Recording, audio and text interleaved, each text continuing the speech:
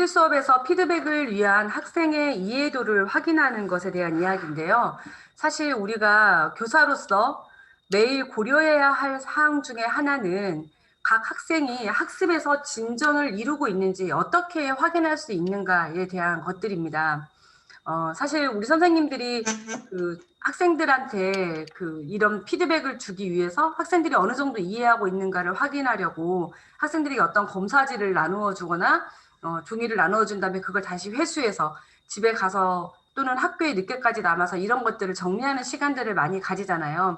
그런데 우리가 앞에서 말씀을 드렸듯이 사실은 이렇게 교사가 힘들게 시간 집약적으로 했을 때 그 효과가 그렇게까지 좋지는 않았다라는 것입니다. 그래서 우리 학습이 진행되는 그 중에 우리가 골든타임이라고 얘기를 했었잖아요. 그 시간 중에서 교사가 빠르게 학생의 이해도를 확인하고 그것에 대한 피드백을 주는 것이 가장 효과적이라고 되어 있었죠. 그래서 이러한 전략의 목적은 단순한 교사의 업무량 감소가 아니라는 것입니다.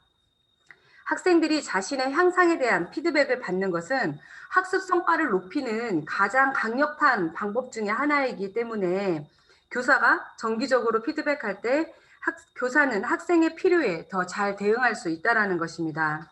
그래서 제가 그 177쪽의 맨 마지막 쪽에 써두었는데요.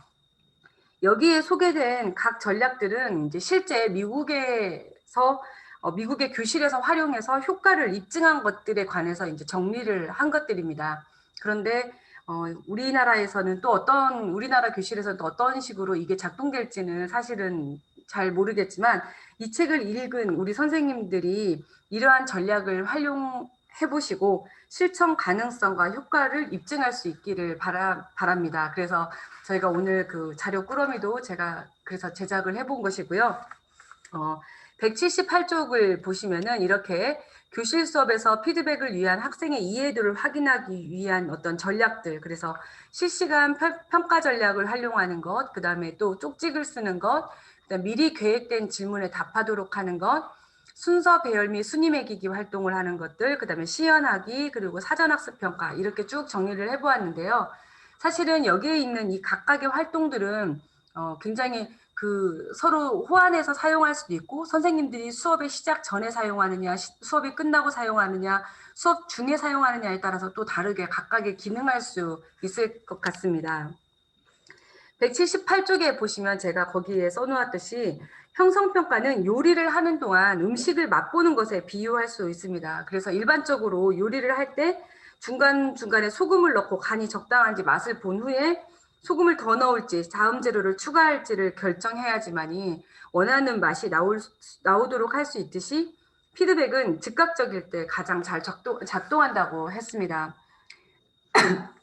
윌리엄이 언급했듯이 1년의 학습이 모두 완료된 후가 아니라 분 단위로 매일매일 피드백을 제공하는 것이 가장 좋다라고 했고요. 그래서 실시간 평가 전략은 수업에서 신속한 피드백 순환 거리를 설정하는데 활용할 수 있는 아주 좋은 예들입니다. 저는 처음에 결혼을 해서 저희는 이제 카톨릭 집안이라서 제사라는 게 없었는데 결혼을 하고 저희 집에 시댁에 오니까 제사가 있더라고요. 그런데 제사 음식은 중간에 맛을 보면 안 된다는 거예요. 그래서 어떻게 이 계지 이렇게 되게 막 그게 너무너무 답답했었거든요. 근데 제 이 부분을 쓰면서 정말 그런 생각을 했습니다. 중간중간에 이렇게 간을 보면서 이렇게 해야 되듯이 우리 아이들에게도 실시간으로 학생들의 이해도를 확인하는 것은 너무 중요하다라는 것이죠. 그리고 오늘 이 이야기를 진행하기 전에 이 8장이 가장 의미 있는 것은 무엇인가 하면 학습자가 스스로 자신이 어떻게 이해하고 있고 자신이 어떻게 향상하고 있는가를 스스로 생각할 수 있는 시간들을 끊임없이 주고 있다는 것이 가장 큰 의미가 있습니다. 우리가 수업 중에 학생들이 이해하고 있는지를 확인하기 위해서 보통 선생님들께서 이해하니? 무슨 말인지 알겠어? 이제 뭐라든가 뭐 우리 우스갯소리 많잖아요. 기어 아니요. 뭐 이런 얘기. 그다음에 알았어? 알아들었어? 이렇게 하고 뭐 목소리가 작다 그러면 애들이 뭐 네 막 이렇게 하거나 아니면 선생님 학급에서 왜 항상 얘기하지만 제가 알면 다 안다라고 생각하는 그런 마음 편한 그런 친구들을 몇 명 정해놓고 걔한테 질문하고 그 친구가 알면 다음 단계로 넘어가는 이런 활동들을 많이 하게 되는데요. 앞에 설명했듯이 좋지 않은 표집 방법이라는 것입니다. 그리고 학생들은 다른 사람의 질문을 통해서가 아니라 스스로 자기가 자기 자신에게 내가 어느 정도로 이해하고 있는가를 끊임없이 질문하고 그리고 그 질문에 대한 답을 겉으로 드러내게 하는 것. 그게 자기가 자기의 이해도를 확인하는 것. 즉 우리가 메타인지를 이용하는 것이죠. 그런 전략을 위해서라도 이 8장에서 이런 전략들은 선생님께서 수업 시간에 지속적으로 활용하시는 것이 좋다라는 것이고요. 그게 가장 여기에서 중요한 포인트이고 두 번째는 그럼 학생이 자신의 이해도를 드러내도록 하는 활동을 구성했으면 그 이해도를 드러낸 것에 대한 교사의 적절한 피드백이 반드시 있어야 한다는 것이죠. 선생님 아무리 학생이 처음부터 끝까지 나는 이만큼 이해했어요. 선생님 잘 모르겠어요. 하면서 자신의 이해도를 드러냈는데 그것에 대해서 교사가 어떤 피드백도 없다면 학생들은 그러한 행위를 시시하게 생각하거나 무의미하게 생각할 수 있다는 거죠. 그리고 그것에 집중하지 않게 된다는 것입니다. 그래서 이 두 가지를 우리가 꼭 같이 병행해서 이루어져야 한다는 것을 선생님들께서 인지하시고 그리고 이제 어떻게 하는 것들이 좋은지에 대해서 좀 설명을 드리겠고요. 이러한 어떤 평가 전략들은 사실은 저도 좀 놀랐는데 다양한 책들에서 다양한 교과의 어떤 평가 전략들의 책들에서 사례로도 많이 소개가 되었더라고요. 이제 가장 이제 실시간으로 활용할 수 있는 평가 전략 중에 첫 번째는 이해 신호를 보내는 전략입니다. 이해 신호 보내기 전략은 다른 사람들의 눈에 띄지 않게 사용할 수 있는 상황에서 잘 작동된다라고 되어 있습니다. 그래서 여기 보시는 것처럼 양면 삼각대죠. 그래서 내가 이해했다, 도움이 필요하다 이렇게 아이들이 바꿔서 놓는 건데요. 이런 것들은 다른 친구들이 뒤에서 보면 앞에 있는 친구가 놓은 것들을 볼 수도 있습니다. 그래서 그 밑에 있는 종이컵이라든지 얼굴 카드, 그래서 이렇게 빨대에다가 그 양면으로 이렇게 얼굴을 붙여놓은 거잖아요. 그래서 선생님이 우리 지금 이해 신호 보내기를 해봅시다. 지금 선생님이 설명한 부분이 이해가 되었나요? 라고 했을 때 자기 몸 앞에다가 이렇게 대고 앞뒤로 이렇게 표시를 드러낼 수 있도록 하는 것들입니다. 그리고 여기에서 보시면은 학습에 어려움을 겪고 있는 학생들의 경우에는 특별히 이제 예를 들어서 박영란 학생이 선생님이 생각할 때는 수업 중에 저 친구한테 많은 도움이 필요로 할 것 같다. 그런데 아이들이 끊임없이 자신은 도움이 필요해요라는 신호를 다른 친구들과 같이 보내는 것에 대해서 굉장히 심리적 부담을 느낀다고 합니다. 그래서 선생님하고 개인적으로 사전에 약속을 하는 거예요. 예를 들어서 선아 너는 이렇게 좀 이해가 안 될 때는 이렇게 깃볼을 만지면 선생님이 너한테 좀 더 도움을 줄 수 있을 것 같다. 또는 양손에 깍지를 낀다라든가 오른손으로 왼쪽 가슴에 이렇게 손얹기를 해봐. 네가 조금 선생님한테 급히 도움이 필요할 때는 이렇게 해서 교사와 학생 간의 그런 어떤 그 신호를 만드는 거죠. 그리고 이해했을 때는 네가 위 신호들을 이용해서 네 이해도를 나타내면 된다라고 하는 것입니다. 그래서 180쪽에 있는 것처럼 이러한 이해 신호는 사실은 어떤 것을 사용하는가가 중요하지 않습니다. 선생님께서 만들어낸 더 좋은 어떤 방법론들을 사용하시는 것도 좋고요. 여기서 정말 중요한 것은 교실 수업에서 학생들이 교사에게 자신의 학습에 대한 실시간 이해도를 알려줄 수 있는 신호 체계가 있는가 하는 것입니다. 그러니까 즉 선생님의 수업에 그러한 신호 체계를 나는 갖고 있는가. 그러면 그런 신호 체계를 나는 어떤 식으로 아이들하고 약속을 해서 그거를 만들 것인가. 이게 더 포인트가 있다라는 것이죠. 그리고 이제 두 번째 활동이 이게 이제 윌리엄이 굉장히 많이 전파한 활동인데요. 색깔컵 활동입니다. 색깔컵 활동 같은 경우에는 실제로 영어로 진행하는 영어 수업이라든지 우리나라 같은 경우에 다문화 학생들에게 우리 한국어 수업하는 경우 있잖아요. 이런 경우에 매우 효과적이라고 되어 있습니다. 특히 유용하다라는 거죠. 그래서 선생님이 어떤 학습 활동을 안내를 했는데 이 학생들이 영어로 들은 거라든지 한국말로 들은 이 내용을 이해하고 있는지에 대해서 알 수 있는 거죠. 그러니까 즉 어떤 활동 안내에 대한 것들이죠. 그래서 지금 여기 보시면 방가로 일에 대한 거는 나의 이해도에 대해서 설명하는 겁니다. 그래서 초록색 같은 경우에는 나는 무엇이 필요한지 이해하고 스스로 진행할 수 있다. 어떤 활동에 대해서. 그리고 방가로 2번 같은 경우에는 학생이 아니라 교사에 대해서 학생이 피드백 해주는 거예요. 그래서 교사가 수업 활동이나 주요 내용을 얼마나 잘 설명했는지에 대해서 학생이 평가하도록 하는 데도 쓸 수 있다는 것입니다. 그런데 사실은 이게 되게 중요한 의미를 갖는 것이 예를 들어서 학생이 너의 이해도에 대해서만 이걸 표시하라고 하는 경우에는 실제로 좀 주저하는 경우가 있다라는 거죠. 빨간색 컵을 드러내거나 이렇게 하는 것에서. 그런데 이건 선생님에게 어떻게 탓이라고 하기에는 그렇지만 선생님에 대한 피드백으로 내가 표현을 하는 거잖아요. 그럼 예컨대 선생님이 잘 설명하지 못해 이해가 안 된다라고 빨간 컵을 내놓는 것은 나는 이해가 안 되고 어떻게 진행해야 할지 모르겠다라고 표현하는 것보다 좀 더 심리적으로 편안하게 이런 표현을 할 수 있다라는 것입니다. 그런 의미에서 어떤 교실에서 처음에 아이들하고 좀 충분한 선생님하고 라포 형성이 안 되거나 좀 그런 관계가 유연하지 못할 때는 이 방과후 2번에 해당하는 내용으로 이 칼라컵 활동을 활용할 수 있다라는 것입니다. 다음은 이제 5손가락인데요. 이 접근 방식은 학생들에게 학습은 어떤 동전 던지기처럼 두 가지 경우만 있지 않다는 것이죠. 우리는 무엇인가를 이해하지 못하면서 완전히 이해로 즉시 진행할 수 없다라는 것을 이해하는 데 도움이 된다는 것입니다. 오히려 학습은 학생 개개인의 학습 속도에 따라서 일련의 단계를 통해서 진행되는 단계적 사다리와 같다라는 거죠. 그런데 이제 이런 거를 놓치고 학생들에게 이렇게 질문할 때가 많죠. 방금 말한 내용을 이해했나요? 그 부분 읽었니? 숙제 다 했니? 이럴 때 다 이해했어요? 이렇게 할 때 보통 학생들이 예, 이러잖아요. 그럼 왜 이렇게 주저해? 이렇게 사실은 그 주저하는 예가 너무 당연하다라는 거죠.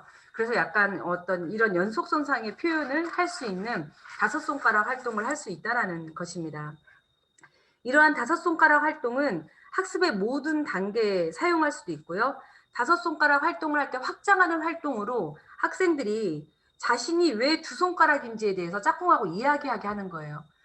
나는 왜 2손가락이냐면 내가 이해하고 있는 것은 이런 것이고 내가 지금 어려움을 느끼고 있는 것은 이런 부분이야 라고 이야기를 하면서 학생이 스스로 자신의 반응을 좀 더 구체화하고 내가 왜 이렇게 표현했는지 내가 왜 내가 잘 이해하고 있지 못하다고 생각하는지 이렇게 정당화할 수 있고 자신의 이해 정도에 대한 대화 시간을 가질 수 있다는 것입니다. 그리고 교사는 그러한 과정을 지켜보면서 학생들의 학습 이해도를 확인할 수 있다는 거죠.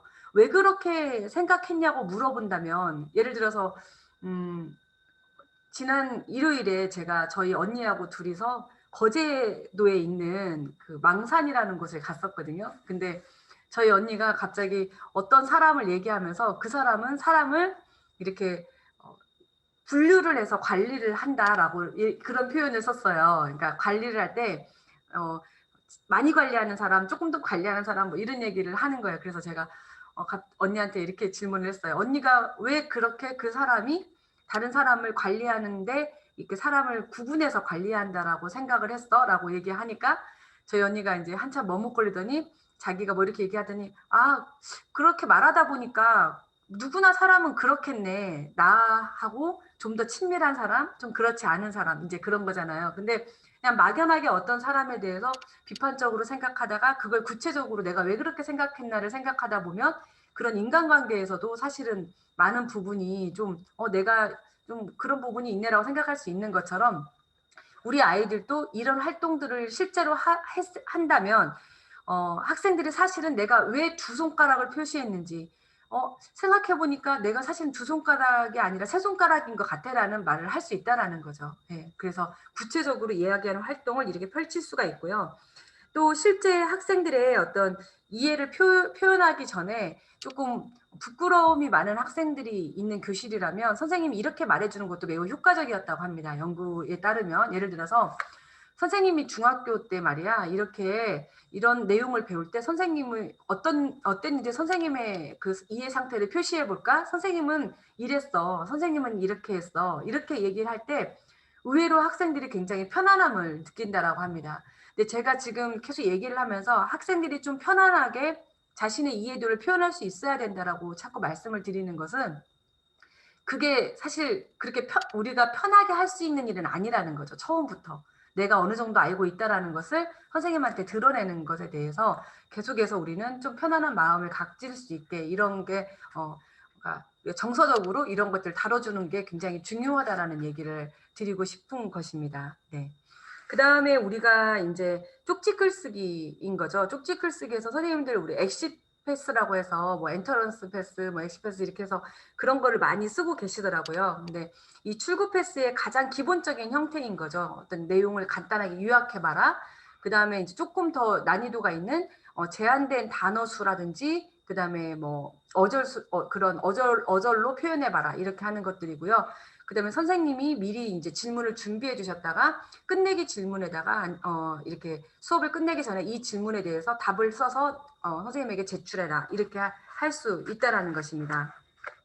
특히 이 질문에 답하기 같은 경우 활동을 할 때는 학생들에게 단순히 기억하는 수준을 내는 것이 아니라 학습한 내용을 적용하는 수준으로 이렇게 마지막에 사고를 열어주면서 이렇게 질문에 답하도록 하면서 출구 패스를 활용하는 것이 매우 효과적이라고 합니다. 그래서 제가 183쪽 아래에서부터 184쪽에 있는 질문들을 좀 예시로 해두었는데요. 4 곱하기 3과 3 곱하기 4는 같다라는 것을 그림을 그려서 설명하시오. 이런 질문을 마지막에 출구 패스로 활용하실 수도 있고요. 지금 너의 감정을 색으로 표현한다면 무슨 색이며 왜 그 색이 너의 현재 감정과 어울린다고 생각하는가에 대해서 이제 조금 열린 질문을 통해서 수업을 마무리하실 수도 있다라는 것입니다. 그리고 이런 질문에 답하는 출구 패스에 대한 작성은 다른 뭐 요약하기라든지 제한된 단어로 정리하기보다는 좀 많은 시간이 들기 때문에 선생님께서는 이를 고려해서 수업이 끝나기 뭐 3분 전이 아니라 뭐 5분 전, 7분 전쯤에 이런 활동, 질문을 던지는 활동을 하시는 것이 좋다라는 것입니다. 그리고 이런 출구 패스는 어떤 더 좋은 게 뭐냐면 이 출구 패스들을 이렇게 모아서 제가 여기 그림으로 제시한 것처럼 학생들이 나중에 이제 우리 예전에 독서 카드라고 했죠. 그래서 저희 때는 막 이런 데다가 영어 단어 써가지고 버스 타고 막 외우면은 좀 그럴싸해 보여서 막 외우고 다니고 이랬는데 이렇게 하다가 나중에 이제 학생이 그 한 학기 수업이 끝나고 나면은 이걸 넘겨보면서 자기가 정리한 내용들을 살펴볼 수 있는 아주 좋은 자기 어떤 복습 자료로도 활용할 수 있다라는 것이죠. 그래서 하나의 학생의 어떤 포트폴리오가 된다라는 것입니다. 그리고 출구 패스 중에서 이제 교사에게 교사 피드백 질문지를 만들어 놓는 거죠. 그래서 선생님도 끊임없이 이제 성장을 하셔야 되기 때문에 학생들한테 이렇게 선생님에 대한 피드백을 줄 수 있는 이런 질문지를 만드는 것입니다. 그래서 전혀 그렇지 않다에서부터 매우 그렇다까지 여기 어느 지점에 이제 색칠하거나 좀 점을 찍어서 표현할 수 있도록 하는 것이죠. 그래서 이런 것도 좋고요. 또 학생들 스스로 수업 성찰을 할 수 있는 이런 출구 패스를 가끔씩 사용하는 것도 효과적이라고 되어 있습니다. 그래서 혼자 학습할 수 있었다, 학습에 열심히 참여하였다, 수업을 통해 성장하고 있다고 생각한다, 그리고 스스로 다음에 좀 더 개선하고 싶은 부분이 있다, 이런 것들을 출구 패스로 사용하실 수도 있고요. 그리고 마지막에 우리 선생님들 수업할 때 많이 쓰시는 것 같은데요. 오늘의 질문이라고 해서 학생들이 학습한 내용에 대해서 질문을 작성하고 교사에게 제출하는 것입니다. 이 질문하기의 출구 패스는 학생들이 이거를 선생님께서 이 학생이 질문한 내용을 보고 학생들한테 다음 시간에 어떤 것들을 좀 더 설명해야겠구나. 우리 아이들이 전반적인 이해 정도가 이거구나라는 거를 알 수 있는 이제 그런 자료가 되는 것이죠. 그래서 여기에다가 이런 질문지에 선생님이 이제 코멘트를 달아서 다음 주에 나눠주실 수도 있고요. 아니면 전체적으로 다시 설명해야 되는 것에 대해서는 이 질문지에 많이 나온 질문을 가지고 수업을 시작할 때 이제 그렇게 피드백하면서 시작할 수도 있는 형태입니다. 그리고 이제 쪽지글 쓰기 중에서 CEC 사고 루틴인데요. 이거는 이제 그 하버드의 프로젝트 제로에서 개발한 이 사고 루틴인데 사실은 이게 처음부터 이게 잘 되지는 않는다고 합니다. 실제로 해본 결과에 따르면. 그래서 학생들은 이러한 루틴에 익숙해지는데 시간이 걸리지만 이러한 사고 루틴은 학생들이 자신의 학습에 대해 더 깊이 이해하고 자신의 사고를 확장하는 데 매우 도움이 된다라고 되어 있습니다. 그래서 보시면은 연결해서 보시면요. 이번 수업에서 학습한 내용은 이미 알고 있는 것과 어떻게 연결되어 있는가 이것에 대해서 질문하도록 하려면 선생님은 우리 189쪽에 있는 것처럼 먼저 선생님이 수업을 계획하실 때 이거에 대해서 생각하셔야 되겠죠. 학생들이 학습할 내용은 이전의 학습과 어떻게 관련되는가 이거에 대한 대응되는 교사가 미리 고려해야 될 사항이죠. 또 학생들에게 확장에 대해서 질문하는 거죠. 새로 알게 된 내용이나 새로운 방향으로 생각을 확장하게 된 것은 무엇인가 라는 질문에 대해서 교사는 어떻게 계획을 했어야 되냐면 학생들은 무엇을 새로 알게 될 것이고 어떤 방향으로 생각이 확장될 것인가, 이것들을 미리 고려하고 계획을 하셔야 되는 거고요. 또 충분히 이해되지 않은 내용이나 더 궁금한 것은 무엇인가에 대한 질문에 답하게 하려면 교사는 학생들이 조금 더 곤란을 겪거나 추가적인 질문이 생길 수 있는 내용은 무엇일까를 미리 생각하셔야 된다는 겁니다. 만약에 이러한 질문에 대한 답을 고려하지 않고 교사가 수업 활동을 계획한 후에 이 CC 사고 루틴을 하도록 하면 학생은 이거에 대해 답하는 것이 매우 어렵거나 애초에 불가능한 것이 될 수도 있다라는 거죠. 예. 그래서 이런 것들은 교사가 미리 질문을 고려하고 이런 질문지 사고 루틴을 학생들에게 제공하는 것이 더 효과적이라는 것입니다. 미니 화이트보드 같은 경우 우리도 이게 굉장히 많이 사용하고 있죠. 이 미니 화이트보드를 어떤 장점이 있느냐라고 했을 때 189쪽에 있습니다. 첫 번째, 미니 화이트보드를 사용하면 교사는 학생의 학습 진행 상황을 전반적으로 빠르게 확인할 수 있다는 장점이 있고요. 그리고 두 번째는 미니 화이트보드를 사용하면 다른 학생들 앞에서 학생이 말할 필요가 없기 때문에 이제 좀 편안하게 자신의 의사를 표현할 수 있다는 거죠. 그래서 자신의 실수를 학급의 다른 학생들에게 드러내고 싶지 않은 학생들에게 매우 유용하다는 것입니다. 그리고 190쪽에 보시면, 그리고 여기에서 최초의 답은 교사의 추가적인 설명이나 학습 활동을 통해서 수정하거나 개선할 수 있다는 것을 교사가 강조하면은 학생들은 이러한 활동을 하나의 학습 과정으로 인식할 수 있다는 거죠. 학생이 선생님의 설명을 듣고 또 우리가 다음 학습 활동을 하면서 네가 화이트보드에 쓴 답을 더 보완하거나 수정하거나 또 추가할 수 있다라는 것을 학생에게 계속 얘기를 해주는 것이죠. 그리고 이런 미니 화이트보드는 다양한 학습 주제 또 다양한 연령의 학생들에게 다 활용할 수 있는 그런 강점들이 있습니다.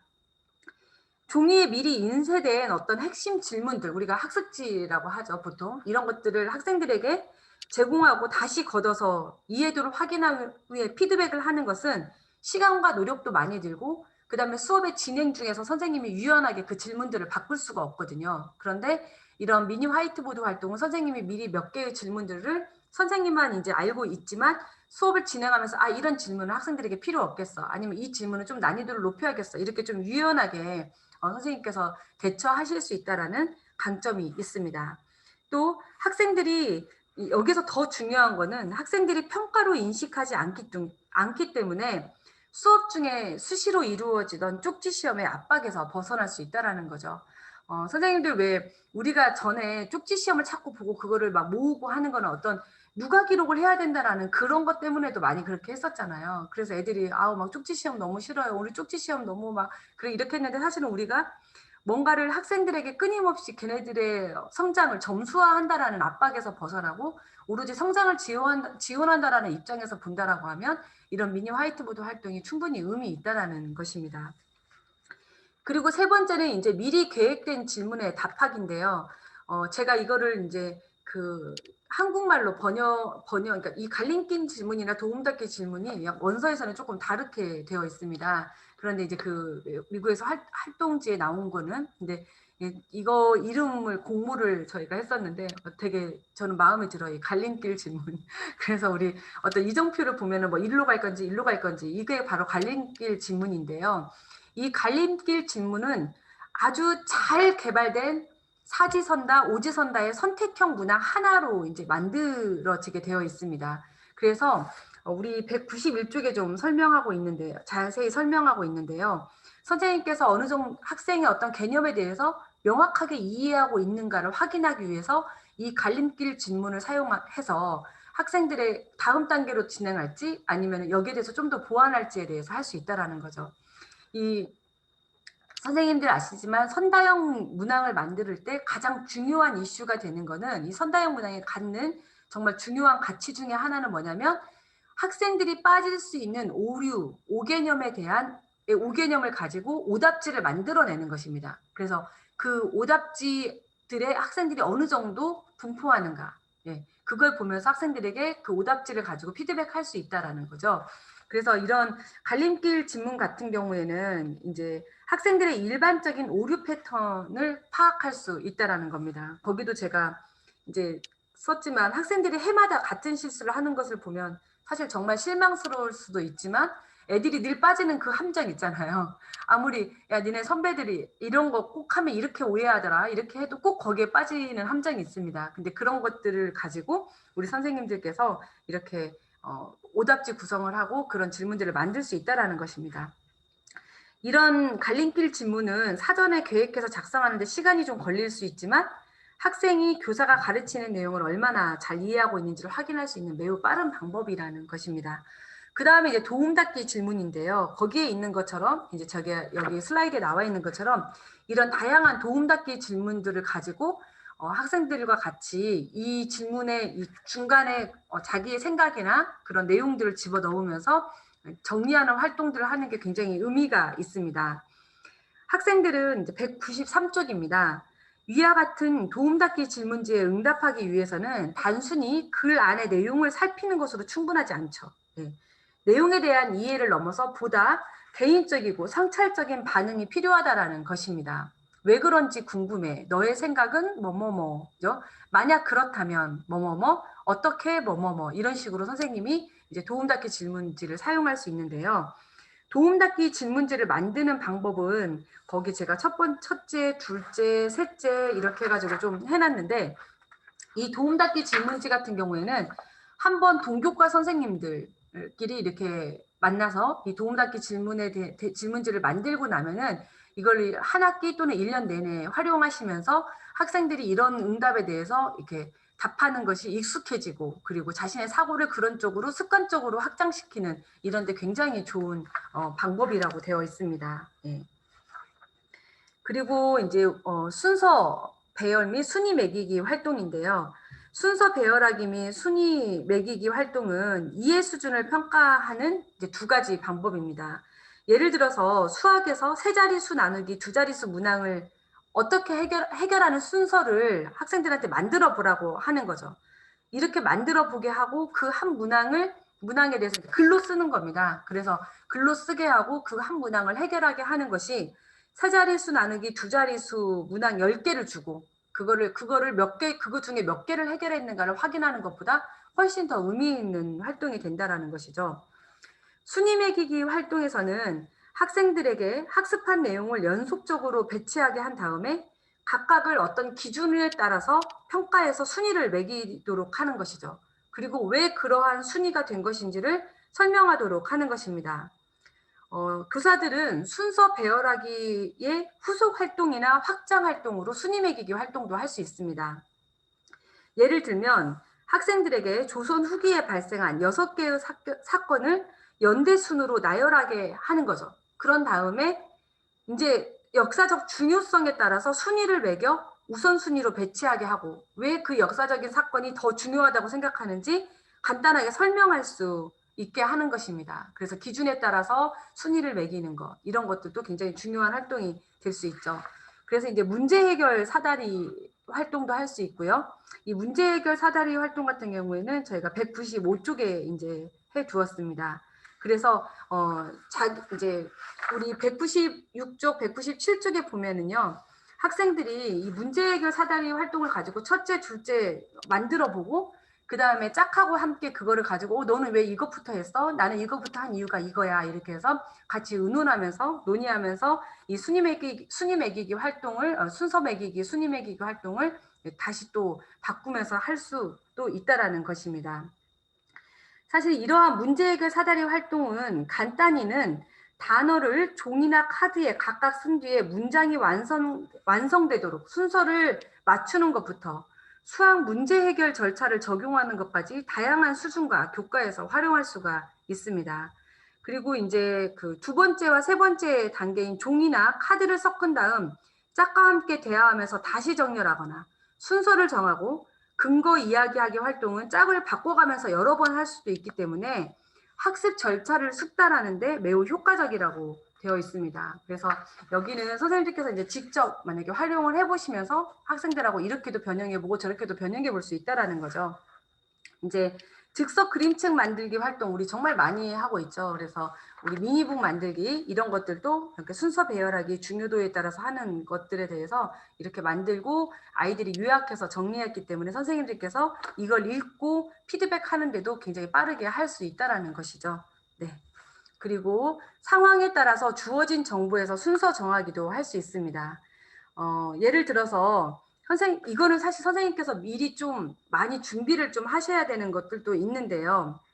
인권의 사각지대에 대해서 학생들이 주제에 따라서 적절한 인용물을 활용할 수 있는지 확인하기 위해서 전체적으로 글을 쓰게 하고 이를 모두 읽어본 후에 피드백하는 것은 많은 시간이 걸리죠.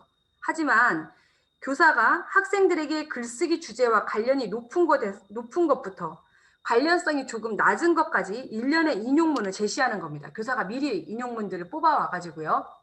인권의 사각지대에 관해서. 그런 다음에 글쓰기 주제를 잘 나타낼 수 있다고 생각하는 인용문들의 순서를 정하게 하는 것입니다. 예. 그리고 이러한 방법을 사용하면 학생들이 실제 활동 수행을 위한 시간은 훨씬 적게 걸리고 교사는 학생들이 그 주제에 더 적합한 인용문을 활용할 수 있는가를 확인하고 피드백하는 데는 훨씬 더 시간이 적게 걸린다라는 것이죠. 이 방법을 좀 더 변형해서 예를 들어서 글쓰기 주제를 바꿔서 제시하고 글쓰기 주제가 이렇게 바꿨다면 인용문들의 중요도는 어떻게 바뀔 수 있는지에 따라서 다시 또 재배열하게 하거나 이렇게 할 수도 있다라는 것입니다. 그리고 이제 저희가 또 책에 이렇게 200쪽에 제가 주어진 정보에서 순서 정하기 예시를 보여드리는데요. 수학을 제가 예로 들었는데 난이도가 다양한 어떤 수학 문제가 이렇게 여러 개 있는 열 몇 개 있는 이런 검사지를 나누어졌을 때 사실은 능력이 매우 우수한 학생들은 되게 막 무의미하게 이렇게 연습하듯이 또다시 이거 뻔히 아는 것도 또 풀어야 되잖아요. 그리고 어떤 또 이제 느린 학습자 같은 경우에는 그 뒷부분의 문제는 아예 접근할 수도 없는데 이거를 학생들이 먼저 문제를 쭉 보고서 내가 이거는 충분히 쉽게 해결할 수 있다. 즉 했다라는 문항에는 파란색 스티커를 붙이도록 하고 조금 어렵지만 해결할 수 있을 것 같은 문항에는 노란색 스티커, 그다음에 해결하지 못할 것 같은 문항에는 빨간색 스티커를 먼저 붙이게 한 다음에 초록색 스티커를 충분히 해결할 수 있는 것은 하지 않도록 하고 노란색 스티커에 있는 문항부터 하게 하면 그 학생이 몇 개를 했던지 간에 선생님은 얘가 여기까지는 이해하고 있고 여기서부터는 잘 이해하고 있지 못하구나라는 걸 알 수 있다라는 것입니다.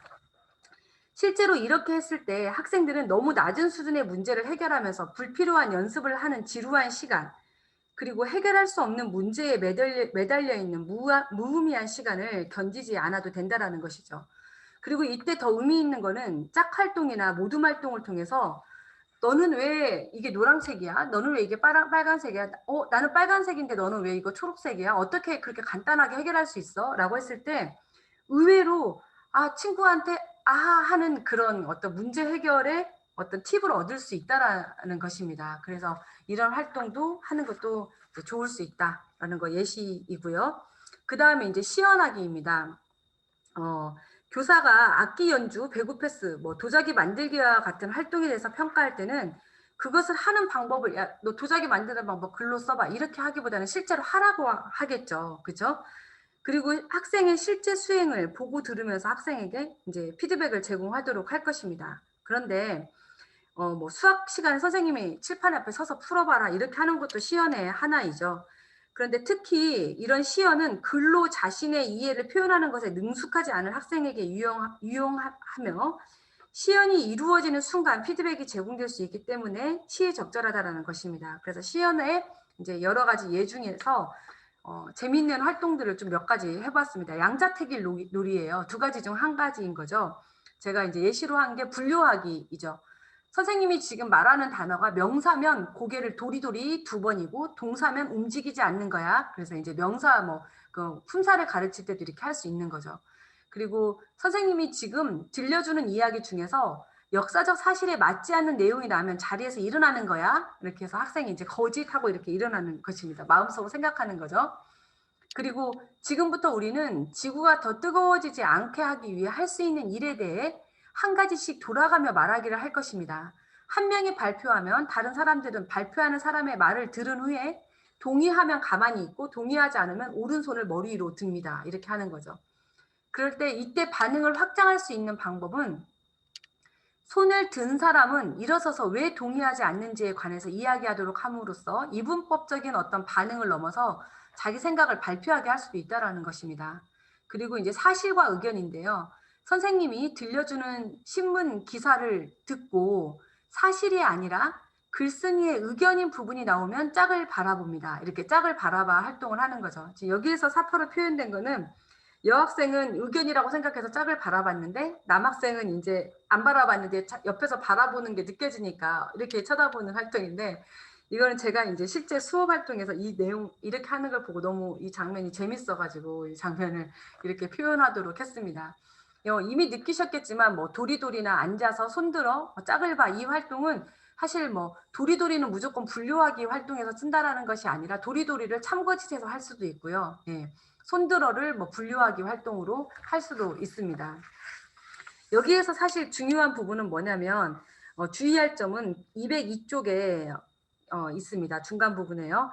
교사가 미처 학생들의 반응을 살피기도 전에 학생의 반응이 종료될 수 있는 활동이나 교사가 학생들의 반응을 관찰하기 어려운 정도의 미미한 표현, 또는 학생의 성격에 따라 꺼릴 수도 있는 표현은 하지 않도록 하는 것이 좋다라는 거죠. 예를 들면 고개 까딱하기, 이런 거는 선생님이 잠깐 하면 놓치잖아요. 예. 그 다음에 뭐 눈 깜빡이기, 윙크하기, 또는 혀내 밀기, 이제 혀내 밀기나 돼지코 만들기, 엉덩이 흔들기는 학생들이 좀 꺼려하는 거겠죠. 예. 그래서 이런 것들은 하지 않고 이런 지금 말씀드린 것처럼 이런 표현들을 하게 하는 거는 학생들이 좀 지루해하거나 이렇게 할 때도 매우 좋은 방법인 것 같습니다. 연속선상의 이해 정도 표시하기인데요. 이런 것도 우리 선생님들 여기에서 보시는 것처럼 전체적으로 학생의 이해도를 파악하고자 할 때, 예를 들어서 수업 시작하기 전에라든가 아니면 2번 정도 해보는 거예요. 교실의 뒤편에 붙여놓고 이거는 무기명으로 하는 겁니다. 지금 우리 학습하는 내용에 대해서 너의 이해도가 어느 정도인지 이거 이해를 못함, 그다음에 이해했다라는 거죠. 여기다 스티커를 붙여보게 하는 거예요. 그래서 우리가 기대하기는 지금 이런 거죠. 처음에는 이렇게 있다가 선생님의 수업이 어느 정도 완료된 후에는 아이들이 이쪽으로 가 있는 거죠. 그런데 여기에도 여전히 있는 친구들이 있을 수 있습니다. 여기서 이제 선생님들께서 여기다 붙인 사람 뭐 일어나봐, 나와봐 이렇게 하시면 안 되는 거죠. 선생님의 어떤 수업의 피드백을 위해서 전반적인 이해도를 확인하실 때 이렇게 할 수 있습니다. 네. 그리고 이제 이 다음에 있는 이거는 앞에 이제 아까 제가 그 번들에도 있는 것처럼 나는 얼마나 이해했을까 그러면서 수업을 진행하는 중에 학생들이 이해도에 따라서 자기 막대를 점점 빼는 활동을 하는 것입니다. 그래서 좀 더 고학년 학생들한테 좀 더 효과적인 방법이라고 되어 있습니다. 지금 앞에서 이제 이분법적으로 표현하는 것들이 있었잖아요. 왜 그 막대로 이렇게 앞뒤로 표현하는 거나 이런 것들은 저학년 교실에서 훨씬 더 유용하고요. 좀 더 이렇게 연속선상에 표시하도록 하는 것들은 이제 고학년 그리고 이제 학교급이 높은 학생들에게 좀 더 유용하다라고 되어 있습니다.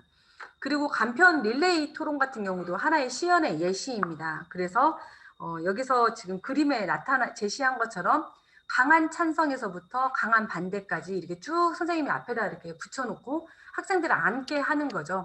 그런 다음에 어떤 주제에 대해서 릴레이 토론을 진행하는 형태에 대한 이야기입니다. 예. 그래서 마지막에는 아직 잘 모르겠다는 학생, 이 자리에 앉은 학생은 없어야 되는 거고요. 뭐 나름대로 규칙을 정하는 거죠. 자리는 2번 이동할 수 있다. 뭐 이런 식으로. 그래서 학생들이 어떤 것에 대해서 자신의 의견을 지속적으로 표현하고 또 다른 사람의 의견을 듣고 자신의 생각을 바꾸거나 이렇게 하는 활동을 하는 게 바로 간편 릴레이 활동입니다. 네. 그 다음에 이제 우리가 기초 지식 확인 문항 카드가 있잖아요. 이 기초 지식 확인 문항 카드 같은 경우는 206쪽에 제가 이제 설명을 했는데요. 학생들이 거기 첫 번째 있는 게 학생은 방금 배운 내용 중에서 핵심이라고 생각되는 것을 골라서 2개의 문항을 만드는 거예요. 이럴 때 내용은 사실에 관한 것이어야 하고 문항 유형은 선택형, 배합형, 서답형이 가능하다는 것을 안내하고 선생님이 선택형이나 서답형, 배합형 문항의 유형을 예로 제시해 주는 거죠. 그런 다음에 학생들은 각자 제작한 문항을 만들고 선생님이 짝 만들기 앱을 통해서 이어준 짝에게 가서 문항카드를 서로 교환하는 것입니다. 짝에게 받은 문항카드의 문항을 읽고 답을 말하고요. 답을 맞히면 마침 문항카드를 갖고 맞히지 못하면 다시 돌려주는 거예요. 만약 문제가 잘못되었으면 문제가 이상합니다 라고 말을 하고 문항카드를 다시 돌려줍니다. 두 문항카드의 내용과 형식이 같은 경우에도 문제가 같습니다 라고 말하며 각자의 문항카드를 다시 가져가는 겁니다. 다른 학생이 만든 문항카드 2장을 획득하고 자신이 만든 문항카드 2장을 모두 쓴 학생은 자기 자리에 돌아와 앉습니다. 그죠? 처음 짝만 학생이 선생님이 안내해 준 대로 만나고요. 다음 짝이 필요할 때는 자기 자리에 앉지 않은 학생 중 누구나와 짝이 될 수 있다라는 거죠. 여기에서 선생님이 좀 조정해 주셔야 될 것은 뭐냐면 문항카드를 잘못 만들었을 때 다시 수정할 시간을 갖도록 하는 것을 미리 안내하고요. 서 있는 학생의 수가 홀수가 되었을 때는 교사가 개입해서 3명이 함께 묻고 답할 수 있도록 해야 된다는 것입니다. 이 활동은 실제 적용해 봤을 때 학생들에게 약간의 개인적인 요소를 제공하면서 또 학생들이 스스로 평가 문항을 만드는 과정을 통해서 학습 내용을 깊이 이해하도록 도울 수 있었다고 하고요. 활동이 모두 끝나면 학생들이 만든 문항을 모든 학생이 공유할 수 있도록 교실 뒤편에 붙여놓거나 아니면 우리가 온라인으로 만들었을 때는 어떤 그런 모아두는 장소를 해놓는 것이 매우 큰 도움이 되었다라고 합니다. 하지만 이 기초지식 확인 문항카드는 좀 더 초등학교면 고학년 수준, 그리고 중고등학교 교실에서 훨씬 더 잘 작동했다라고 되어 있습니다. 그리고 사전학습 평가인데요. 학생들이 이미 알고 있는 것, 할 수 있는 것이 무엇인지 아는 것은 학생들에게 적합한 교육활동을 제공하는 데 매우 중요하다고 되어 있죠. 그래서 여기 KWA 차트 같은 경우 선생님들 정말 많이 활용하시는 것 같더라고요. 그래서 KWA 차트를 이렇게 내가 알고 있다고 생각하는 것, 내가 알고 싶거나 내가 알아야 한다고 생각하는 것, 그리고 마지막에 내가 배운 것, 이런 것들을 쭉 학생들이 정리할 수 있도록 하는 다양한 활동들이 있습니다. 피어솔은 내가 알고 있는 것을 내가 알고 있다고 생각하는 것으로 바꾸어서 이제 사용을 했죠. 이 조건부 언어는 학생들이 학습할 주제와 관련된 생각을 떠올리는 데 도움이 되기 때문에 이렇게 내가 알고 있다고 생각하는 것, 이렇게 하는 것이 도움이 된다는 것입니다. 그래서 이 선생님들 KW 차트 같은 게 예시도 아까 번들에도 좀 제공을 해두었고요. 이렇게 하기 위해서는 되게 중요한 게 제가 그 210쪽의 예시로 해둔 것처럼 학습 주제에 대한 어떤 청사진, 우리 학습 맵을 이렇게 학생들한테 미리 큰 주제에 대해서 이렇게 제공하는 것이 매우 큰 도움이 된다라는 것이죠. 이게 제공됐을 때 학생들이 내가 지금 학습하고 있는 이 내용이 어떤 것과 이전에 어떤 것과 연결되어 있고 이후에 어떤 것과 연결되고 이것보다 좀 더 큰 개념은 무엇인가에 대해서 알 수 있기 때문에 KW 차트를 작성하는 데 좀 더 도움이 된다라고 되어 있습니다. 네. 그리고 우리 수업 입장권 활동인데요. 수업 입장권 활동은 교사가 새로운 학습 주제로 수업을 시작하기 전에 이제 학생들이 무엇을 알고 있는지 이해하는 데 활용을 하는데 이 KWL 차트 작성하기 위해서 내가 알고 있다고 생각하는 것과 유사한 거죠. 그래서 여기 우리 211쪽에 있는 것처럼 이런 문항카드, 그렇죠? 문항카드로 제시할 수도 있고 생각지도 카드. 그래서 이런 생각지도 카드는 학생들이 그 수업을 진행하면서 계속해서 채워나가도록 하는 겁니다. 이것도 아마 제가 옛날에 교사를 할 때도 많이 사용했기 때문에 우리 선생님들도 많이 사용할 수 있으리라고 생각합니다. 그 다음에 주제 모형 그림카드인데요. 새롭게 학습할 내용의 주제가 하나의 모형이나 모형 그림으로 표현할 수 있는 것일 때 모형 그림 카드를 제공하고 이에 대해 학생이 알고 있는 내용을 쓰도록 하고요. 또 학생들이 알고 있지 않은 내용, 그리고 학습을 하면서 채워갈 수 있는 내용들을 채울 수 있도록 하는 것입니다. 네. 여기에서 주의할 점은 학생들이 미리 알고 있지 않은 것이 전혀 문제가 되지 않는다는 것을 미리 안내하는 거죠. 어떤 부담감을 느끼지 않도록 하기 위해서요. 이렇게 하는 거고, 그다음에 주요 학습 요소 행렬 같은 경우에는 저희 왜 213쪽에 있는 것처럼 예컨대 이런 것입니다. 다장조 악보 이름 악보 읽고 개 이름을 쓰는 것. 그다음에 리코더로 다장조 음계를 연주하는 것. 그다음에 다장조 곡을 연주하는 것에 대해서 학생들이 굉장히 차이가 크기 때문에 이거를 어느 정도 수준으로 할 수 있는지를 선생님이 미리 알 수 있도록 하는 거죠. 예. 그래서 악기 연주와 같이 숙달의 정도가 명백한 학습 내용에 대해서는 수업 활동을 학생들의 수준에 맞게 제공하는 것이 효과적이라는 것입니다. 한 교실에서는 다장조의 개 이름을 읽는 것부터 학습해야 할 학생부터 이미 리코더 연주 실력이 상당한 학생까지 다양하게 모여 있는 거죠. 그래서 나는 반 친구들을 가르칠 수 있다에 표시한 학생들은 교실 안에서 훌륭한 조력자가 되어서 이미 능숙한 것을 반복해서 연습하는 지루한 시간 대신 친구들을 가르치면서 유의미한 시간을 보낼 수도 있기 때문에 더 좋은 방법이라고 할 수 있겠습니다. 네. 그래서 이런 그 주요 학습 요소 행렬 같은 경우에는 선생님들이 왜 전문가 집단 활용하는 거 이런 거 할 때도 많이 활용할 수가 있습니다. 그래서 제가 여기에 이제 그 뭐 사례도 하나 더 두었는데요. 어떤 읽기에 대해서도 말을 해두었고요. 그 다음에 215쪽에 보시면요. 학생들의 이해도를 확인하는 방법 요약 이렇게 해가지고 제가 215쪽, 16쪽에 그 적합한 적용 시기가 언제인가라고 해서 이제 그렇게 좀 띠로 해두었는데 사실 이거는 그냥 예시로 둔 것이고요. 선생님들께서 이걸 얼마든지 변형하시고 이제 활용하셔서 이거는 뭐 이게 뭐 절대적인 답은 아니라는 것입니다. 하나의 표로 좀 정리해뒀다라는데 더 의미가 있다고 할 수 있겠습니다. 네.